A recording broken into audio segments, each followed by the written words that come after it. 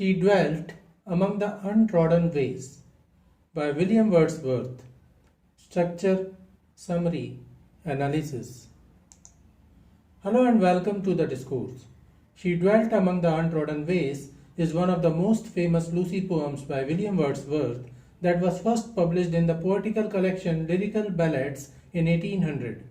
William Wordsworth and Samuel Taylor Coleridge collaborated to produce this poetic collection that established the romantic ideals of emotion, nature, and individual experience. The Lucy poems are a series of 5 poems written by William Wordsworth between 1798 and 1801. They revolve around the character of Lucy, who is often interpreted as a representation of an idealized woman or nature. The poems are characterized by their exploration of themes such as love, loss, and the beauty of nature. Structure of She Dwelt Among the Untrodden Ways. She Dwelt Among the Untrodden Ways is the second poem of the Lucy series, which describes Lucy's solitary existence and her beauty. The poem highlights the contrast between her isolation and the admiration she inspires.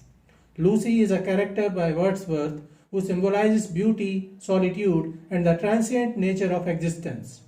The poem consists of 3 quatrains, 4-line stanzas, with a rhyming scheme of AB in each stanza. The poem describes the loss and grievance of the poet in a mourning tone after Lucy's death, and thus it is an elegiac poem. The poem is a romantic ballad. The tone of the poem is nostalgic and melancholic. The poet conveys a sense of admiration for Lucy while also expressing sorrow for her absence.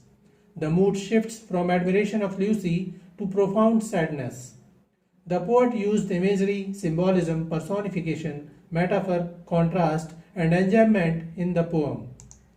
The contrast between Lucy's serene, isolated existence and the outside world emphasizes her uniqueness and the beauty found in solitude. Themes of She Dwelt Among the Untrodden Ways. Isolation and solitude. The poem describes Lucy, who used to live in solitude near the source of the river Dove.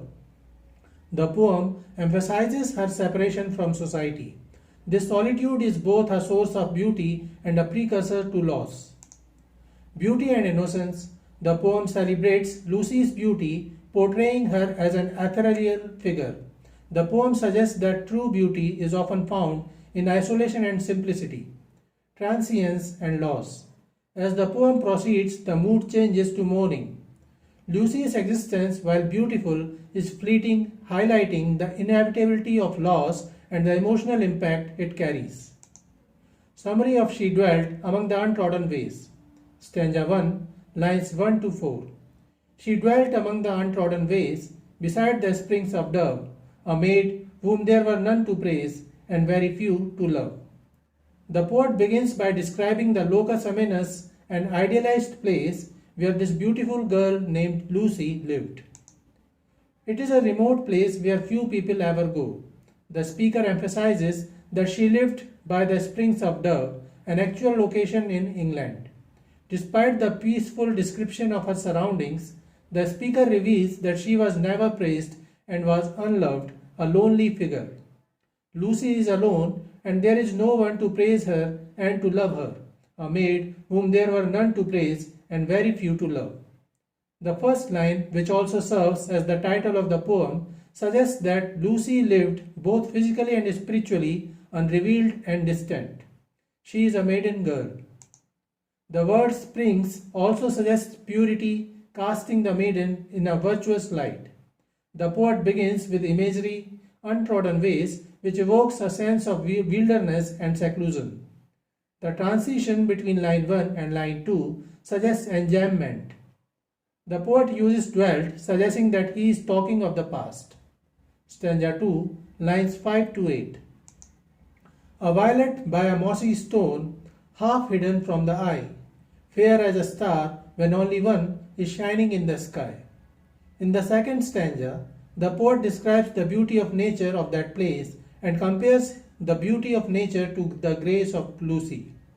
She is likened to a violet by a mossy stone, half hidden from the eye, and to a fair star when only one is shining in the sky. This suggests that she is rare and precious. The second stanza suggests that the poet was in love with her, whom very few people noticed. Somehow, he managed to notice her when others failed to do so.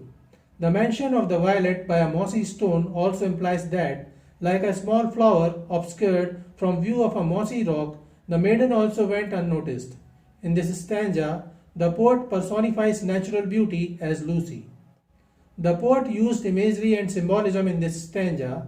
A violet by a mossy stone symbolizes her delicacy and purity. She lived unknown, and few could know when Lucy ceased to be, but she is in her grave, and oh, the difference to me. In the third stanza, the poet again emphasizes that the maiden lived unrecognized. Due to her solitude, few people could possibly know when she ceased to exist. For the first time, the speaker reveals that the maiden in question is Lucy and that she is no longer alive.